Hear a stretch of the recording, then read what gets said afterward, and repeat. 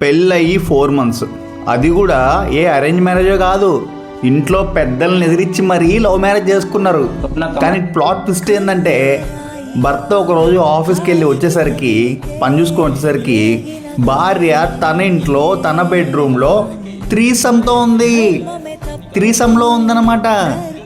అంటే 3 మగవాళ్ళు, మధ్యలో వాళ్ళ వైఫ్ ఉంది. తను వీడియో చేసి రికార్డ్ చేసి జరిగింది తీస్తుంటే తన భార్య వీళ్ళని ఏమన్నా చేస్తే, లేకుంటే నువ్వు వీడియోలు తీస్తే నీ మీద రిటర్న్ కేసు పెడతా అన్నది. చివరికి ఆ భర్త ఆ భార్యని చంపేశాడు. పిఎస్కి వెళ్ళిపోయి జరిగిన విషయం చెప్పి లొంగిపోయాడు. కానీ నాకు అర్థం కాదు ఏంటంటే దీంట్లో లవ్ యాడ్ ఉంది. లవడానే కదా ఉంది. లవ్ లేదు, లవడానే. కామవాంచ అంతే. కామం కామం కామం కామం. ఎక్కడ ప్రేమించక పెళ్ళి వేసుకునింది? ఎక్కడికి వెళ్తుందరా society? My dear feminist, pseudo feminist, మాట్లాడండి. వీడి గురించి మాట్లాడండి అమ్మా. వీడి గురించి మాట్లాడరు. వీడి గురించి ఇలాంటి జరిగినప్పుడు మీ కళ్ళు మూసుకుపోతే మీ నోరు మూసుకుపోద్ది. అది మ్యాటర్.